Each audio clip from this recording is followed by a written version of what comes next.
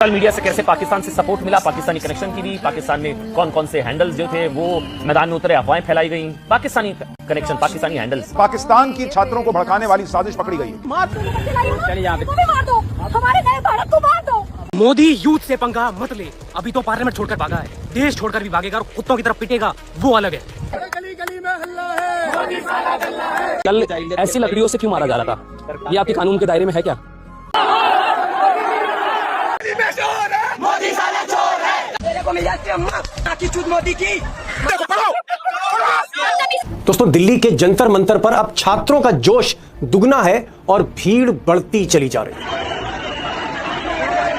और जंतर मंतर ही नहीं, पूरे देश में छात्रों का ये जोश देखकर आज आंदोलन के नेता आशुतोष रानका ने कहा कि 20 जुलाई जो देश ने देखा वो तो ट्रेलर था, असली प्रदर्शन तो अब होने जा रहा है जो हिंदुस्तान में कभी हुआ नहीं। रानका का कहना है कि मिलियंस ऑफ स्टूडेंट्स यानी लाखों लाख छात्र दिल्ली कूच करेंगे। We have said this very clearly. What happened on 20th was a trailer. If the government doesn't agree, millions more will come to Delhi because this time will not hold back, will not stay silent. अब 20 जुलाई का trailer देखकर बहुत से security experts का कहना है कि अगर ये भीड़ 10 गुना बढ़ती और वाकई मिलियंस ऑफ स्टूडेंट अगर आ जाते हैं, संसद घेर लेते हैं, दिल्ली में कूच कर जाते हैं, तो फिर पुलिस और पैरा मिलिट्री के बस का नहीं है। सेना बुलानी पड़ेगी, सेना बुलानी पड़ेगी सरकार को। अब दोस्तों, ऐसी नौबत दिल्ली में आ ही जाए अगले प्रोटेस्ट को लेकर और सेना बुलानी पड़े, तो यहां पर एक चीज मैं बहुत जिम्मेदारी के साथ कहना चाहूंगा, एक बात कि सेना अपने देश के बच्चों पर कभी बल प्रयोग नहीं करती। सेना कभी बल प्रयोग कर ही नहीं सकती है। और अगर सेना ने हाथ खड़े कर दिए मौके पर, तो फिर मिस्टर मोदी का क्या होगा, मोदी जी का फिर क्या होगा? मोदी जी अपने अहंकार पे अड़े रहे तो फिर तख्ता पलट डटेगा बनेगा, अहंकार का रावण जलेगा। ओ माय गॉड, अहंकार का रावण। लॉ एंड ऑर्डर के लिए आर्मी बुलानी पड़ेगी, ये तय फिर आर्मी तय करेगी कि बच्चों पे गोलियां चलानी नहीं चलानी है। अब दोस्तों, सच्चाई यह है कि नरेंद्र मोदी के पास वक्त बहुत कम है। अगले प्रोटेस्ट से पहले अगर वो धर्मेंद्र प्रधान को नहीं हटाते, अगर वो शिक्षा मंत्री का इस्तीफा नहीं लेते, जो प्राइमरी डिमांड है स्टूडेंट्स की, तो फिर स्थिति विस्फोटक हो सकती है, उनके कंट्रोल से बाहर हो सकती है। और मैं ये बात इसलिए कह रहा हूं कि आज फिर छात्रों ने दोहराया है कि हमें धर्मेंद्र प्रधान का इस्तीफा चाहिए, और जब ये इस्तीफा हमें मिलेगा तभी हम यहां से हटेंगे। यानी धर्मेंद्र प्रधान सरकार से हटेंगे तभी हम यहां से हटेंगे, जंतर मंतर से। आपने एक बहुत क्लियरली डिमांड रखी है, कल दीप्के ने उसके बारे में बात भी की थी। कोई भी प्रोटेस्टर पे किसी भी प्रकार की एफआईआर या फ्यूचर एफआईआर हम लॉन्च नहीं होने देंगे, उसके बिना ये प्रोटेस्ट खत्म नहीं होगा। उधर संसद में भी आज माहौल पूरी तरह गर्म रहा। राहुल गांधी ने एक घेराबंदी कर रखी थी, और जब राज्यसभा कुछ देर के लिए शुरू हुई तो नेता विपक्ष जो राज्यसभा में है, कांग्रेस के अध्यक्ष हैं मल्लिकार्जुन खड़गे, उन्होंने कहा कि यह बहस तभी शुरू होगी जब मिस्टर धर्मेंद्र प्रधान इस्तीफा देंगे। पहले इस्तीफा दें तब डिबेट शुरू होगा पार्लियामेंट में। गवर्नमेंट को वो रिजिग्नेशन दिलाए,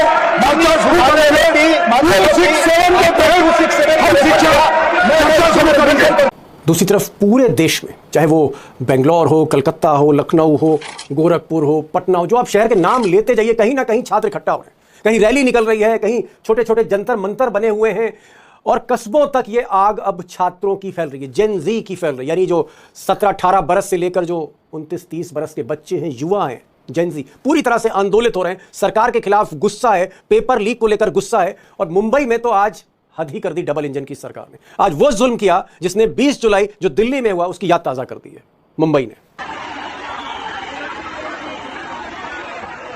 उधर मोदी और अमित शाह और जेपी नड्डा, इनकी आज बैठक हुई और बाद में यह तय किया गया कि जेपी नड्डा और प्राइम मिनिस्टर ऑफिस के राज्य मंत्री डॉक्टर जितेंद्र सिंह ये सोनम वांगचुक से मिलेंगे, तो वो वहाँ मिलने गए। उसके बाद जेपी नड्डा ने एक तरह से बहुत विनम्र होकर, झुककर छात्रों को न्योता दिया कि भाई आए हमारे दफ्तर में। छात्रों ने मना कर दिया कि हम आपके दफ्तर में नहीं जाएंगे, अगर आपको आना है तो जंतर मंतर पर आइए, और अगर जंतर मंतर आने से आपको डर लगता है तो कोई तीसरी जगह बताइए। यानी कुल मिलाकर अब छात्र जो है वो हावी होते जा रहे हैं सरकार पर। आज सुबह फिर से पुलिस वाले हम लोगों के पास रीच आउट किया, उन लोगों ने बोला कि जेपी नड्डा जी हम लोगों से बात करना चाह रहे हैं, तो उनके घर बुलाया। हमने सरासर मना कर दिया कि हम लोग किसी के घर नहीं जा रहे, हम लोग किसी के ऑफिस नहीं जाएंगे। जनता का दरबार यहाँ लगा हुआ है, जनता के बीच आना चाहिए मिनिस्टर्स को। अगर उनको बात करनी है तो बातचीत जंतर मंतर पे होगी। लेकिन हम भी पढ़े लिखे लोग हैं, तो हम लोगों ने सोचा कि अगर उनको डर है कि यहाँ पे कोई सिक्योरिटी सिचुएशन हो जाए, तो इससे कोई न्यूट्रल प्लेस जंतर मंतर के आसपास में हम लोग मिल सकते हैं। और दोस्तों, जिस तरह से संसद के भीतर, संसद के बाहर पूरे देश में प्रेशर बढ़ता जा रहा है। अभी तो मैंने किसानों की बात नहीं की, जो किसान चारों तरफ से कूच कर गए। हरियाणा बॉर्डर पर किसान हैं, यूपी और दिल्ली बॉर्डर पर किसान हैं, हर तरफ किसान है चारों तरफ। और बीच में दिल्ली के अंदर छात्र हैं, ये जो कॉम्बिनेशन है जवानों का किसानों का, इसका प्रेशर पड़ रहा है, संसद के भीतर विपक्ष का प्रेशर पड़ रहा है। और मुझे लगता है कि तीन शर्तें रखी हैं। अब ये 3 शर्तें कह लीजिए या एकमात्र विकल्प कह लीजिए मोदी जी का, कि ये ऑप्शन अगर मोदी जी ने अडॉप्ट नहीं किया, अगर उन्होंने फैसले नहीं लिए, 3 फैसले नहीं लिए, और तीनों लेने मोदी जी को, और ये अगर तीनों फैसले नहीं लेते तो मैंने पहले भी आपसे कहा कि फिर मोदी के पास कुछ भी विकल्प नहीं बचता और पुलिस के बस में अब सिचुएशन नहीं है, अब सेना ही बुलानी पड़ेगी। 3 फैसले। नंबर 1 फैसला सबको पता है, धर्मेंद्र प्रधान का इस्तीफा, और मोदी को यहां सीरियस होना पड़ेगा। धर्मेंद्र प्रधान को अगर वो कुर्बान नहीं करते हैं तो खुद कुर्बान हो सकते हैं। और नंबर 2, संसद के भीतर बहस हो, डिबेट हो, जवाब दे सरकार कि छात्रों पर जो लाठीचार्ज करी है उसका जिम्मेदार कौन, उस पर जांच होनी चाहिए। और तीसरी शर्त, अब तीसरी जो शर्त है, जो कंडीशन है, वो बड़ी मुश्किल राहुल गांधी ने रख दी है और छात्र भी अब रख रहे हैं कि मिस्टर मोदी अपोलोजाइज कर रहे हैं, मिस्टर मोदी माफ़ी मांगे। अब दोस्तों, माफ़ी मांगने की जहाँ तक बात है, अभी तक तो मोदी के मिजाज में नहीं है। बहुत कम ऐसा हुआ है कि जब मोदी ने माफ़ी मांगी तो मोदी से माफ़ी मांगने की बात है, तीसरी शर्त है। और अगर ऐसा नहीं करते, इन तीनों शर्त में से एक भी ड्रॉप करते हैं, आने वाले दिन मोदी जी के लिए अच्छे नहीं है, सरकार के लिए अच्छे नहीं है। बहरहाल मोदी सरकार के लिए स्थिति इस वक्त बहुत, आप कह सकते हैं, डिफिकल्ट सिचुएशन, मुसीबतों में चारों तरफ से घिरे हुए। अब इस मामले पर आज मैंने अशोक वानखेड़े टाइगर को बुलाया है और उनसे कई सवाल मैंने किए। चीफ जस्टिस से भी पूछा है कि चीफ जस्टिस कह रहे हैं कि भाई जो लाठी चार्ज हुई है बच्चों पर, उसका वीडियो वो क्यों नहीं देखना चाहते, ये अर्जेंट मैटर क्यों नहीं है, जहां छात्र अभी भी सैकड़ों छात्र अस्पतालों में, और बहुत से तो ऐसे छात्र थे जो मम्मी पापा को बिना बताए पहुंच गए थे, उनके चोटें लगी, उन्होंने जाहिर नहीं करी। और चीफ जस्टिस, देश के सबसे बड़े जज, कहते हैं कि हमारे लिए अर्जेंट मैटर नहीं है, ये अर्जेंट मैटर नहीं है। कई सवाल मैंने टाइगर से किए हैं इस पूरे मामले पर, उनको जरूर सुनिएगा, मेरी बात तो आपने सुन ली। टाइगर, पहली बार मैं देख रहा हूं ये जो सरकार है नरेंद्र मोदी की, जिसको तानाशाह सरकार आप कह सकते हैं, कि बच्चे जो है अब उसको आदेश दे रहे हैं। आज सुबह नड्डा साहब का पैगाम गया बच्चों को जंतर मंतर कि आइए हमसे बात करिए शिक्षा के इशू पर, तो बच्चों ने कहा कि नहीं, आप जंतर मंतर आइए, हम आपके घर और दफ्तर नहीं आएंगे, आप यहां आइए, और अगर आपको यहां आने से डर लगता है तो हम किसी तीसरी जगह पर बात करेंगे। क्या आपको लगता है कि नरेंद्र मोदी, उसकी सरकार को बच्चे, देश के बच्चे डिक्टेट कर रहे हैं? यकीनन दीपक भाई, पहली बार ऊंट पहाड़ के नीचे आया, और मैं कहूं पहाड़ के नीचे मोदी का, बिल्कुल। और यदि मैं और स्ट्रेट फॉरवर्ड बोलूं, मेरी भाषा में बोलूं, तो कई सालों से एक मदमस्त पागल सांड पहली बार नकेल डाली है किसी ने। Oh my God. मुख्यमंत्री थे जब भी, नरेंद्र मोदी के पूरे लाइफ टाइम में नरेंद्र मोदी डिक्टेट नहीं हुए किसी से, वो अपनी राजनीति करते आ रहे हैं। आप देखिए, संजय जोशी से नहीं पटी, उसको ठिकाने लग दिया। अरे अडवाणी को ठिकाने लगा दिया भाई, बाकी तो कोई बचता ही नहीं। पहली बार किसान, 700 किसान शहीद हुए, 10 से मस नहीं। उत्तर प्रदेश के इलेक्शन और 1 साल नहीं होते तो 1 साल और ये प्रदर्शन चलने देता। लेकिन जेनजी जो है, ये किसान नहीं है, ये कोई हिरेन पांड्या नहीं है, ये कोई लोया नहीं है, ये गुजरात की मंडी चुनाव नहीं है, ये आपके बंगाल के चुनाव नहीं है, ये पैरामिलिट्री फोर्स लगा दिया और डंडे के बल से जीत गए ना, ये जेनजी है। और इस जेनजी के साथ पूरा भारत खड़ा हो जाता है। हो सकता है किसानों के साथ तुम थोड़ा सा बदनाम कर लो, उनको खलिस्तानी है, ये है, वो है, लेकिन जेनजी जो है, मैं आपको बताता हूं क्यों बोल रहा हूं कि पूरे देश से समर्थन है। सिंपल सी बात है, जो इन बच्चों को खाना आ रहा है, कहां से आ रहा है? ये जो खाना देने वाली एजेंसियां हैं, स्विगी वगैरह, जो पोर्टल्स है, जोमेटो वगैरह, जी जोमेटो, स्विगी, ये इनके लोग खाना लेके आ रहे हैं। भाई ये कहां से दे रहे? कोई कहे कलकत्ता से आया है, एक ने कहा ये नांदेड़ से भेजा है महाराष्ट्र में, किसी ने कहा ये चेन्नई से है, किसी ने ये कहा मदुरई से है, किसी ने ये कहा कलकत्ता से है, कलकत्ता से 4 पिज्जा, जो भी बच्चे उनको बांट दो। डिलीवरी पॉइंट क्या है? जंतर मंतर। जंतर मंतर बिकम एड्रेस और delivery point of food. Gurdwara अलग चल रहा है, मस्जिदों से खाना आ रहे हैं, लोग स्वयंभू दे रहे हैं खाने। रेडी वाले बोल रहे हैं कि अरे बस क्या कमाना, रोज कमाते, आज तुम बच्चों खा लो। क्यों? इसका मतलब जन समर्थन है। और दूसरी बात, ये जंतर मंतर छोड़िए, हम जंतर मंतर के इर्द गिर्द क्यों घूम रहे हैं? इस देश में 200-250 जगह जंतर मंतर बन चुके हैं। ओहो, देहरादून, जितने राज्यों के कैपिटल है वहां पे जंतर मंतर है। फिर बीट ग्रेट टाउन आई है, हर जगह। जबलपुर में मिलेगा आपको, इंदौर में मिलेगा आपको, भोपाल में मिलेगा आपको, देहरादून में मिलेगा आपको, तो उधर नागपुर में मिलेगा आपको, पुणे में मिलेगा आपको, मुंबई में मिलेगा आपको, बैंगलोर में मिलेगा आपको लंदन में मिलेगा, आपको न्यूजीलैंड में मिलेगा, आपको जर्मनी में मिलेगा। क्योंकि जनजी की कोई देश नहीं है, सही मायने में ग्लोबल विलेज में जीता है जनजी। और जनजी को बेवकूफ नहीं बना सकते आप। कल क्या किया? एक जल्लाद को लेके आया आप, आपने सोचा कि बच्चों को मारेंगे, ठीक कर देंगे।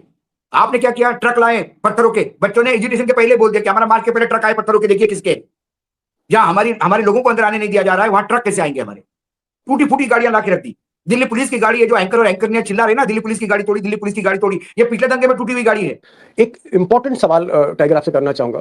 आज आशुतोष रानका ने कहा, जो स्पोक्स पर्सन है, उन्होंने कहा कि अभी तो ये ट्रेलर है, जो आपने 20 जुलाई को देखा, ये ट्रेलर है, नाउ मिलियंस आर कमिंग, लाखों लाख बच्चे आ रहे हैं। क्या आपको लगता है समय बहुत कम है मोदी के पास? बिल्कुल 7-8 दिन का समय है, और अगर धर्मेंद्र प्रधान को कुर्बान नहीं किया तो मोदी की सरकार खुद कुर्बान हो सकती है? बिल्कुल हो सकती है। आप मुझे बताइए, आपको क्या करेगा? आपके पास एक ही रास्ता है बस बचता हुआ। आपको चाइना जैसा, ताइवान स्क्वायर में जो चाइना ने किया था, कई हजार बच्चों को टैंक चढ़ा के मार दिया था, ऐसे ही आपको मारना होगा। एक बड़ा नरसंहार होगा दिल्ली में। ये बच्चे हटेंगे नहीं, ये बच्चे हटेंगे नहीं, किसी के कहने पे हटेंगे नहीं, ये बच्चे किसी के कहने पे आए नहीं। ये अपनी लड़ाई लड़ रहे हैं, और मैं ये नहीं कहता कि दीपिके के हाथ में ही इसका वो है, दीपिके एक चेहरा हो सकता है, लेकिन अब ये बच्चों ने, जेन जी ने टेक ओवर कर लिया है। अब दीपिके भी चाहे कुछ इस कंट्रोल नहीं कर सकता इसको। कल दीपिके बोलेगा चलो चलो बंद करो, नहीं सुनेगा कोई। और सबसे ज्यादा लोग जिनकी टांग तोड़ दी पुलिस ने, वो टांग पे फ्रैक्चर चढ़ा के आ गया है। जज्बात देखिए, बोले वैसा भी मरना ही है ना। जब नौकरियां नहीं है, शिक्षा नीति में आप हमको पेपर लीक करके अपने बच्चों, अपने जिनके पास पैसे है उन्हीं को डॉक्टर बनवा रहे हो। इंपैक्ट देखिए, छोटे छोटे बच्चों के सोशल मीडिया पे मैसेजेस है, 9 साल के, 8 साल के, मोदी अंकल जाइए प्लीज, अब बहुत हो गया, हमारे भविष्य को क्यों। एक छोटी बेटी का 3-4 साल की, 4-5 साल की बच्ची होगी, वो रो रही थी। वो बोले मेरा एक भाई है, मैं बहुत प्यार करती हूँ उससे, कल उसका पेपर लीक हो गया तो, उसने कुछ कर लिया तो मैं बगैर भाई के बगैर कैसे जीऊंगी। ये छोटे बच्चे के मन में चला गया है, और एक बार मन में इनग्रेव कर लिया ना, तो जैसे आपने अंधभक्त बनाए, वैसे आपने यदि आपके खिलाफ घृणा करने वाले फैला देंगे तो ये बहुत बड़ी बात होगी। ये बोल लग रहा है कि अमित शाह और नरेंद्र मोदी के बीच में भी थोड़ी सी अनबन सी दिख रही, क्योंकि prime minister office, home minister जो अमित शाह का, उससे खुश नहीं है। इंटेलिजेंस ब्यूरो ने गलत असेसमेंट किया, पुलिस का जो है, पुलिस का जो कंडक्ट था वो गलत है। पूरा इशू जो है वो बहुत ही बुरी तरह से फंस गया है।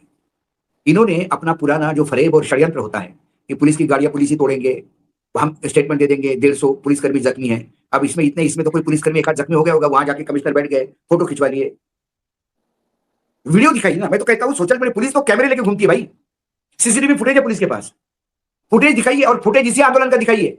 मणिपुर के लोग जो मार रहे पुलिसों को, वो मत दिखाइए। यहाँ का दिखाइए, यहाँ का एक वीडियो दिखाइए जहां बच्चे मार रहे हैं, और यहाँ 1 लाख वीडियो है जहां पुलिस ब्रूटलिटी से कीले लगा के कोई मारता है। दीपक भाई, पूरी शरीर छलनी हो गया बच्चों का, 60 70 उसको छेद हुए हैं शरीर में, किलो के मार्क है, 70 डंडे बसा उसको, उस पे आपने निर्दयी होके लड़कियों के कपड़े फाड़ रहे हैं आप। लड़की को मारने के पहले सोचना चाहिए। एक पुलिस इंस्पेक्टर लड़की को मार रहा है, छोटी लड़की को सटा करके, कोई उसका नाम भी आया था कोई। ठीक है, एक अलार्म बेल, एक खतरे की घंटी। टाइगर कह रहे हैं कि नरेंद्र मोदी के लिए वक्त बहुत कम है, अगला राउंड जो जेनजी का होगा उसमें हो सकता है बच्चों की तादाद 100 गुना ज्यादा हो, और अगर पुलिस नहीं संभालती, सेना को बुलाना पड़ेगा, और सेना ऐसे मौकों पर आपा नहीं खोती है, आपा नहीं खोती, झुकती नहीं है। मोदी को बहुत जल्द फैसला लेना होगा, समय बहुत कम है मोदी के पास। तो मोदी ये थी आज की वीडियो। अगर आप भारतीय मीडिया का रिएक्शन देखना और सुनना पसंद करते हैं तो ज़ेड क्रिकेट को सब्सक्राइब करें, बेल आइकन पे क्लिक कर लें, ताकि जैसे ही कोई नई वीडियो आए आपके पास फौरन से नोटिफिकेशन आ सके। इसके अलावा आप हमें फेसबुक और टिकटॉक पर भी फॉलो कर सकते हैं, लिंक आपको डिस्क्रिप्शन में मिल जाएगा। इंशाल्लाह अगली वीडियो में मुलाकात होगी, तब तक के लिए अल्लाह हाफ़िज़।